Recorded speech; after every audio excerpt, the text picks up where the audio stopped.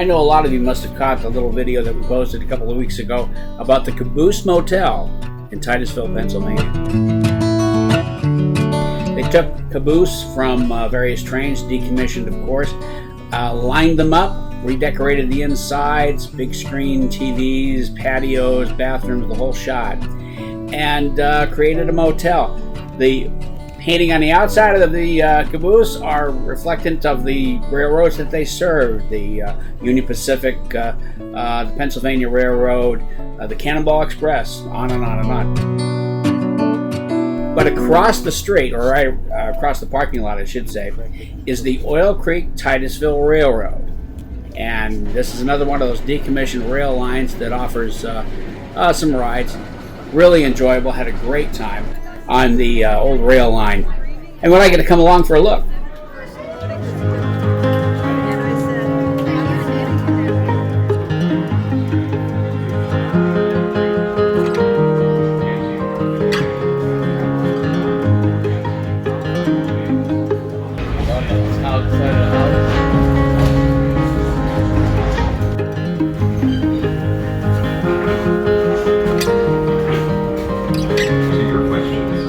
There's really only one stop on this line, and that's at the Drake Well Historic Monument.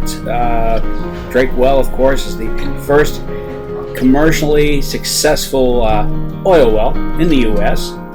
When he struck oil right there near Titusville, Pennsylvania.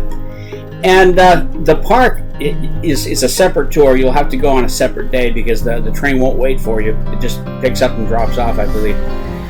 You need to go through the park and see the history of oil drilling in the U.S. and how important oil was to us, of course, not just now, but even more important back then, and how they were able to coax it out of the ground, the machineries that they used. There's live demonstrations about how the oil well works.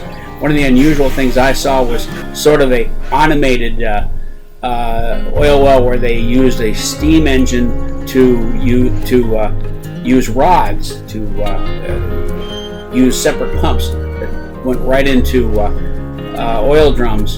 They could put 3, 4, 5 of these up, I guess, and then of course use a pipeline to pipe the oil out. But Titusville, the Drake's Well Monument, great place to go on a separate tour. But on with our train trip up Oil Creek. Stop really quick. Always be aware of the motion of the train. Adjust yourselves accordingly. Be ready to jump in seat. All that said, mavericks to the left of the train, taking over the keep moving across the shopping cart.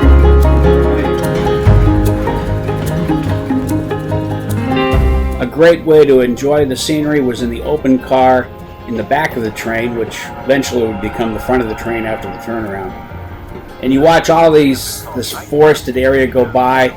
You know, it's just a little over 100 years ago, all these trees were gone, and there wasn't anything there at all. The trees were stripped from the land to build derricks and barracks for the oil workers.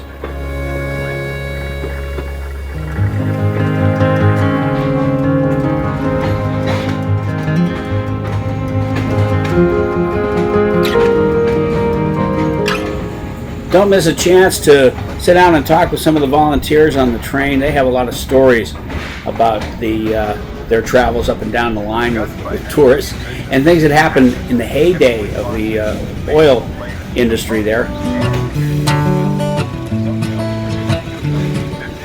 Eventually we found our way back to Drake's Well, and that's pretty close to Titusville. So let me take this time to tell you, if you haven't heard me say this before, there are several decommissioned rail lines in the U.S. that offer theme trips like this. Get online, look one up, and find one for yourself.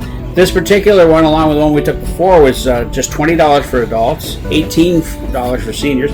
Kids, I think, were $12. It's a 2-hour trip that they'll get a lot out of. Just relax, sit back, watch the scenery roll by, and eventually you'll roll your way back into Titusville and maybe catch yourself a room at the Caboose Motel. The Oil Creek Titusville Railroad out of Titusville, Pennsylvania. For Live, Laugh, and Glamp, I'm Mike Hartman. See you down the road.